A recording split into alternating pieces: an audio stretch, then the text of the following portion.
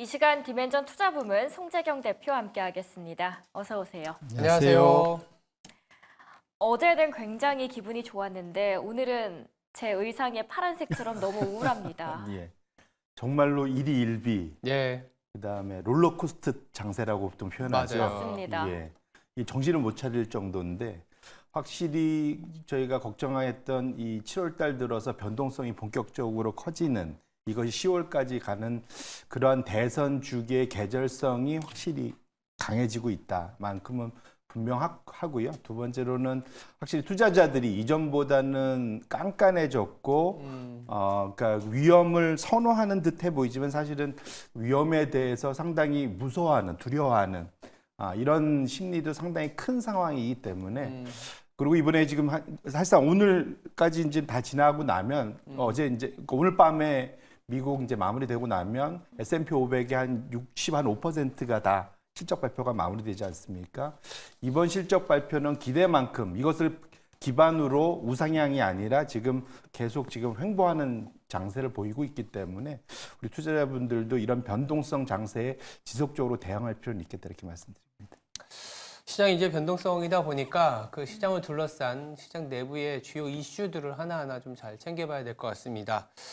최근에 그리고 연준의 금리 인하 결정, 금리 인하 결정은 아니죠. 금리 정책의 결정이 나왔을 때 환호했었던 이유 중에 하나가 이제 반도체의 강한 상승이었는데 간밤에 또 반도체가 또 급락을 보였습니다만 반도체 규제 예외 이런 뉴스들이 나왔었어요. 예. 그러면서 동아시아 내지는 동맹국의 현재 상황에서는 조금 예외를 하면서 매출에 대해서 숨통을 트여준 그런 뉴스가 나왔는데 아직 확정이 된 건 아니지만 그런 뉴스가 나와서 좀 올랐었던 것 같아요. 맞습니다. 이게 정확히 조금 더 돌아가면 7월 16일, 17일 그때 반도체주가 급락을 한번 했었거든요. 맞아요. 하루 사이에. 그때가 정확히 이게 기존의 중국향 규제, 반도체 규제가 훨씬 더 세진다. 이게 무슨 말이냐면 신규 기술이 적용된 것에 대한 규제뿐만 아니라 이미 팔아놓은 그러한 장비나 그런 제품에 대해서도 규제를 하겠다라는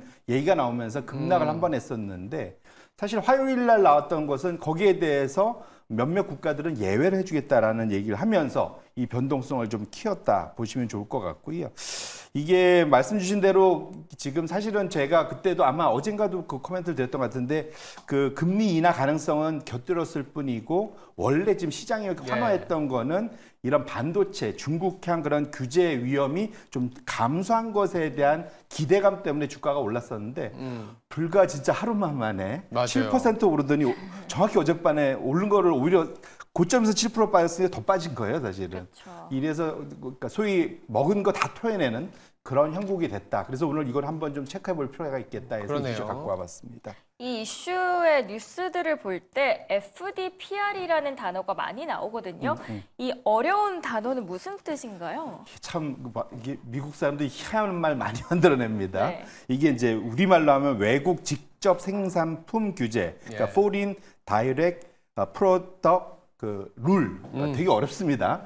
이게 무슨 말이냐면 한마디로 그러니까 우리로 따지면 우리나라에서 삼성전자나 SK 하이닉스가 물건을 만들어서 중국에 파는데 그거 팔 때 우리한테 허락받아. 미국이 한마디로 이 얘기다 보시면 좋을 것 같은데 이게 언제 나왔냐면 사실은 러시아 제재할 때 한번 이미 나왔었습니다. 그러니까 그때는 전 세계 국가들이 거의 다 동참했었거든요. 왜냐하면 러시아하고 우크라이나 전쟁에서 러시아가 잘못했다라는 게 일반적인 생각이었기 때문에 러시아를 제재할 때 미국의 기술이 들어가 있는 상품, 제품들을 러시아에 수출할 때는 꼭 미국의 그 승인을 받아라라는 것 측면에서 그때는 상당히 다들 뭐 큰 반발이 없었는데 이제는 이것을 중국을 향해서 특히 반도체 부분과 관련된 제품이나 장비에 관련해서도 똑같은 것을 하라. 이런 얘기를 하다 보니까 상당히 시장에서는 깜짝 놀라고 있는 상황이다. 이렇게 보셔야 될 것 같습니다. 일단은 반도체 규제, 특히 이제 중국향 반도체 규제가 이제 본격화될 것 같은데 아직 이제 나온 건 아닙니다. 내용과 언제 발표할지가 시장에서는 굉장히 관심이 높을 수밖에 없을 것 같거든요. 이게 워낙 뭐랄까 큰 파장도 있고 네. 미국 입장에서도 사실 미국 내에서도 정치적으로 이슈가 있고 그렇죠. 그다음에 이거는 이제 자국 기업을 상대로 하는 게 아니라 외국 기업들을 상대로 하는 거잖아요. 맞아요. 미국 맞아요. 입장에서는. 그러니까 사실은 동맹국이라는 나라들의 반발도 엄청 셉니다. 그러다 보니까 지금 조심조심들 하고 있는데 대략 지금 알려진 바로는 8월 말, 이제 이달 말 정도면 얘기가 나올 거다. 지금 얘기가 있고요. 대략 중국 기업 한 120개에 대한 제재가 구체적으로 나온다 보여야 될 것 같고 이들에게 판매하는 다양한 장비, 반도체 장비나 또는 제품과 관련된 새로운 제한을 이렇게 그러니까 소위 규제를 포함한 거의 패키지 규제가 이제 나올 거다라는 건데요. 다만 사실은 화요일 날 기대가 이 안에서 몇몇 동맹국들은 빼주겠다. 그 대표적인 게 네덜란드, 일본, 우리나라. 이런 나라들은 빼주겠다라는 그런 얘기 때문에 사실은 화요일 날 주가가 한번 급등을 했었던 그런 결과가 나왔었고요. 네. 근데 문제는 여기에서 보면 반도체 이 내용 안에만 보면은 이게 장비란 게 이제 소위 이제 최신형 장비 뭐 이런 것들 들어가는 거 막는 건 이해되는데 문제는 이게 기존에 옛날에 팔아갖고 AS 해주던 이런 것조차도 못하게 하겠다라는 거고 우리나라도 좀 삼성전자조차도 사실은 HBM 쪽에 좀 로엔드는 팔고 있거든요. 심지어 그것도 빼야 될 거다라는 얘기까지 나오고 있는데 그거를 좀 예외할 수도 있어? 예외 조항으로 적용해 줄 수 있어? 이런 것 때문에 기대감이 올라갔다 보셔야 될 것 같습니다. 지금 한국을 포함해서 네덜란드, 일본을 제외한다라고 하셨는데 단순하게 생각을 했을 때 그러면은 피해가 없는 거 아니에요? 그렇죠. 사실은 생각해 보면 당연히 그럴 것 네. 같은데 그 속내를 그 내부자들의 얘기 나오는 걸 보면은 네. 이게 약간 눈 가리고 아우인 것 같다. 이게 뭐냐면 초반적으로는 이거는 약간 그 외교적인 이슈도 있고 동맹국의 반발이 엄청 심합니다. 그러다 보니까 야, 이렇게 하다가 나중에 정말로 우리 작용이 그 소위 워킹하지 못한다 이렇게 표현하잖아요. 실제로 뭐냐면 반도체 글로벌 장비 업체들의 그 중국향 매출이 바이든이 제재한 이후로 오히려 배 이상 늘었습니다. 중국에 오히려 더 의존도가 커졌어요. 그러다 보니까 갑자기 이걸 끊어버리면 우리 뭐 먹고 살냐 이렇게 되는 거죠. 근데 지금 상황은 그 예외 조항에 넣어주는 국가들을 선정한 걸 보면 이럴 표현 그렇지만 알아서 기는 국가들.